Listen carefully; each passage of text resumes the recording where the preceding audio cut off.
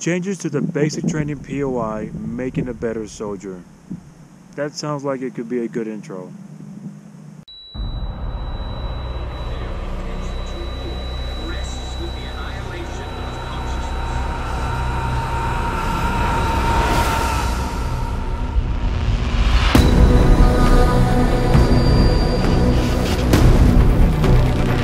On the oceans to project American power.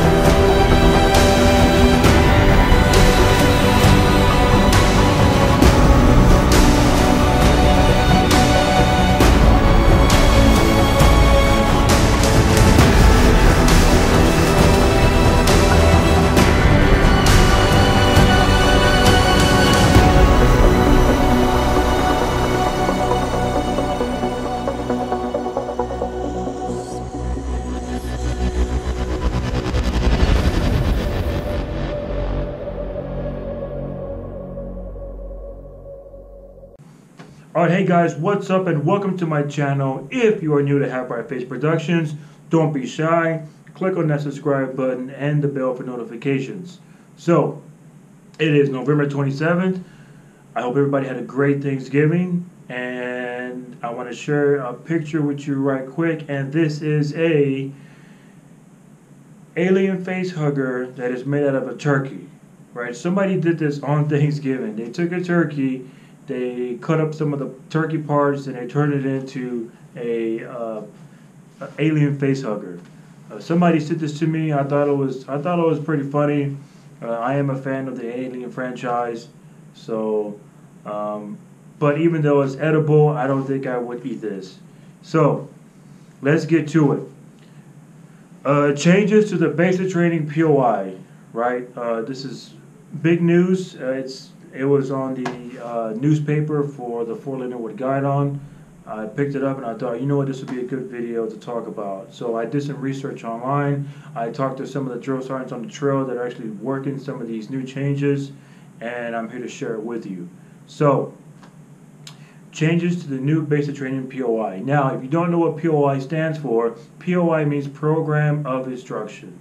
And what that means is basically those are the lesson plans, the approved material that is trained or that is taught in basic training for that entire 10 weeks, right?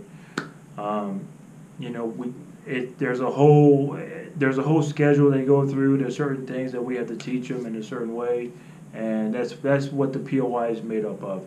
And it's all kinds of subjects, all kinds of things, right?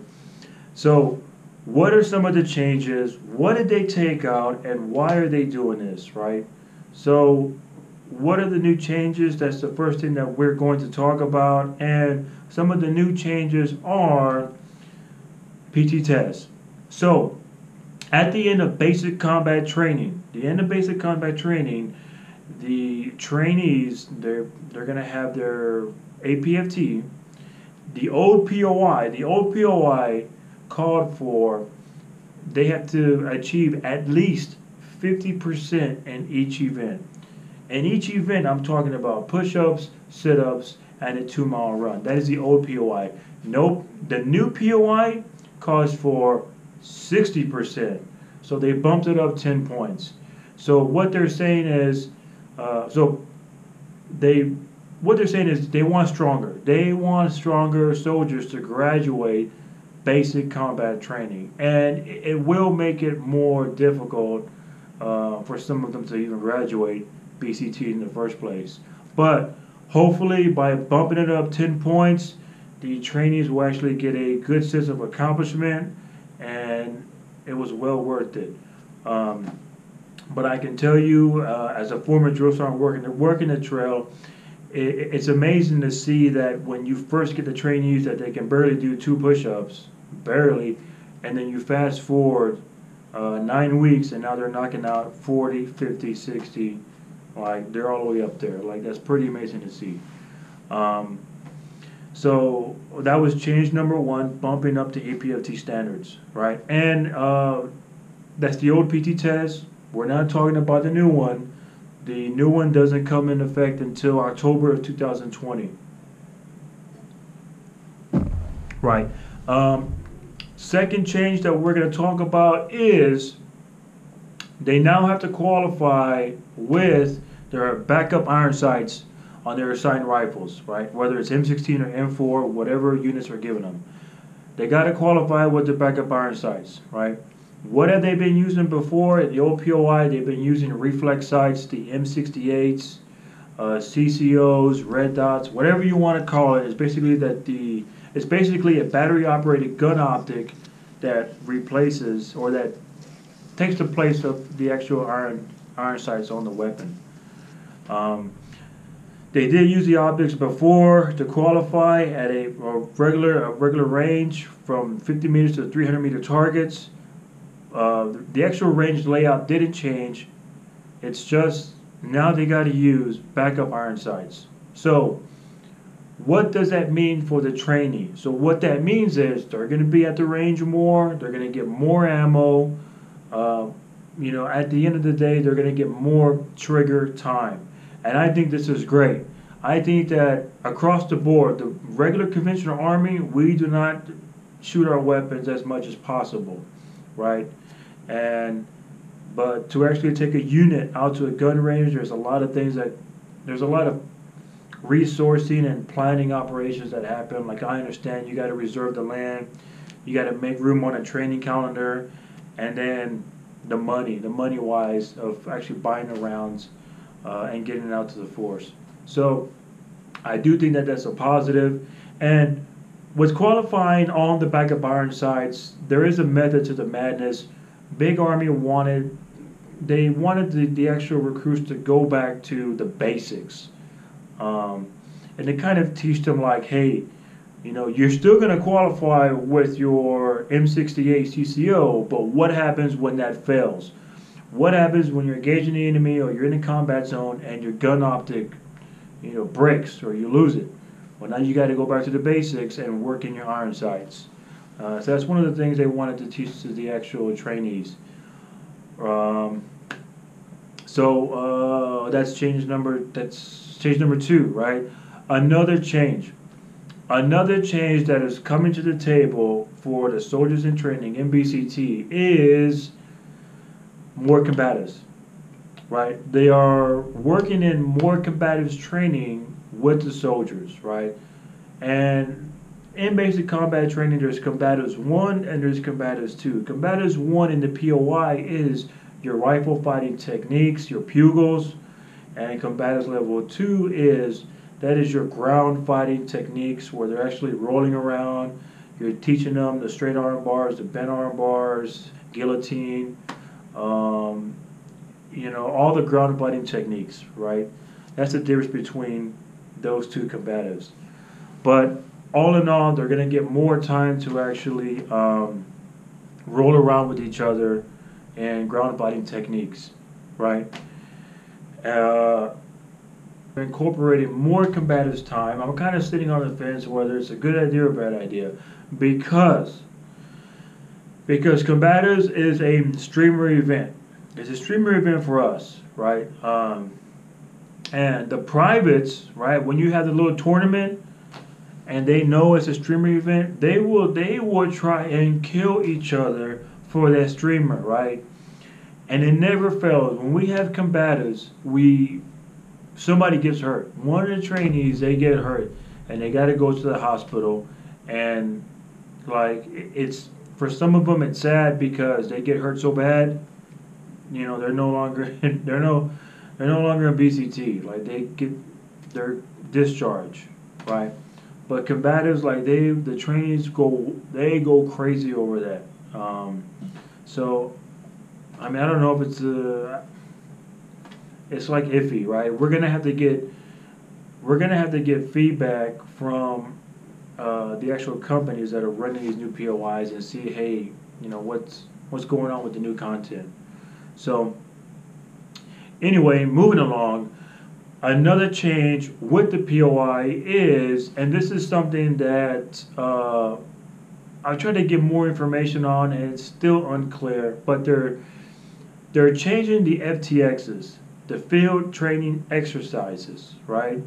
And as far as I can read into it, they're just kind of changing the actual names, right? So it used to be FTX 1, 2, and 3. Now it's called Hammer, Anvil, and Forge, right? The Forge phase being FTX 3, that is the last FTX in basic combat training. That is the big one with the culminating event. Hey, they're going to go to the night infiltration course. They're going to crawl. I've read some stuff online about there's going to be some Moscow exercise drill. There's going to be longer rug marches, and all that is to kind of give them the better sense of accomplishment. And some of the history on past wars or past battles that we've had as an American Army is incorporated in the new training events. Like an example would be the Forge. The Forge phase is kind of that big battle, right? Would kind of be what kind of replicate Valley Forge.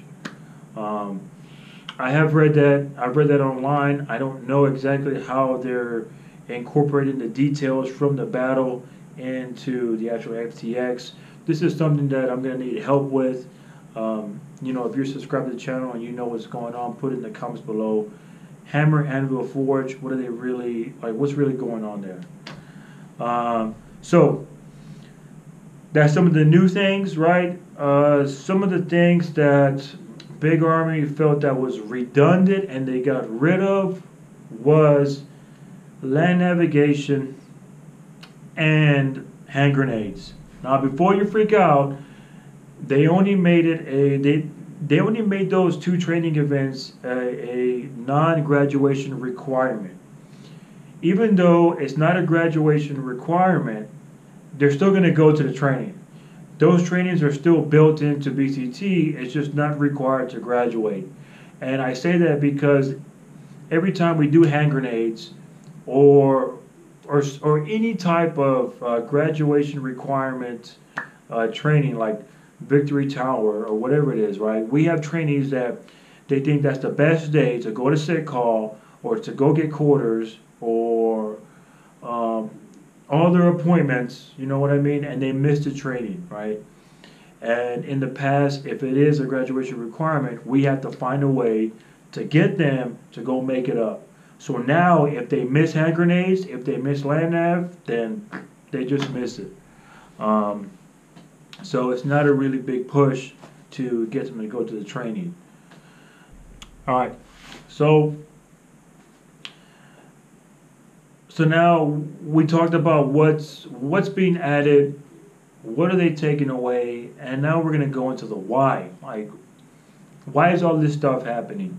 And so I went to the internet and I looked at some of the articles that were published by Army Times and military.com, and I picked up a few things that kind of ties into the why are we doing this now to the Army, right? So, and this is from military.com, and this article is very interesting. I'm going to put a link in the description box below so you can check it out. If you get a chance, go ahead and read it. But this article talks about, and there's a section of it that's titled A Sense of Entitlement. So, and this is feedback. This is feedback from our company commanders, our NCOs, from the actual line units, right? And surveys that were taken. So surveys from 27,000 commissioned officers, warrant officers, and NCOs, right? They all said the same thing. The message was clear. There was a problem with discipline. Discipline from newly graduated soldiers from basic training or AIT, right? When we shouldn't be having these problems, but they're happening anyway, right? So what are we talking about? So if you read the article, it talks about a sense of entitlement. They are questioning lawful orders, not listening to instruction, too much buddy mentality with NCOs and officers, a lot of tardiness, being late to formations and duties, details. These are the trends that they're seeing increasing that are part of the discipline aspect, right? So these issues were brought to the IAT Major General or Commanding General, Major General Frost, and he was tasked out to kind of revamp the basic training and or the actual basic training POI. So that's one thing, right? And another thing that I found out that I picked it up from ArmyTimes.com says that so we're kind of doing all this stuff and we're building a better soldier, right? So I'm going to put a link to this article as well in the description box. It's interesting too. But it says, as nearly 2 decades of counterinsurgency, the Army is taking a step back and reflecting on what it will take to win the war as tensions mount with countries like Russia, China, and North Korea, right? So we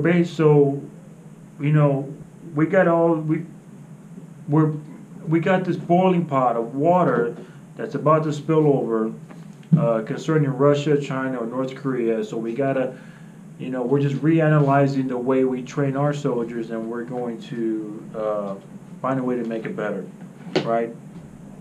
And we continue along. It says it will be nothing like Taliban or various militias. The Army has faced a global war on terrorism. So in addition to upgrading equipment, the service wants to upgrade soldiers themselves, right? Starting with newly overhauled basic training, right? So it will be nothing like Taliban and other various militias that we fought in the past, right? When you talk about the armies of Russia, China, North Korea, those are organized armies. They have an actual chain of command structure. They have a training doctrine. They, they have their own, what I'm trying to say is formidable armies, right? So don't try to compare those armies with Taliban or anybody else, because they're not really, they're two different things. But these are two reasons that I see why we're doing this, to make a change to the POI. Now, if I did miss any changes that are going on with the POI, because it does say that there are more, but I just really covered the real meat and potatoes, the real big changes that are going to affect the new soldiers that are coming in.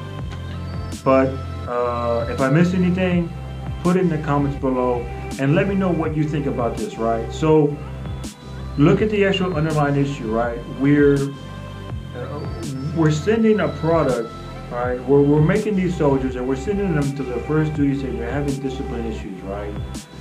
Is remapping the POI, right?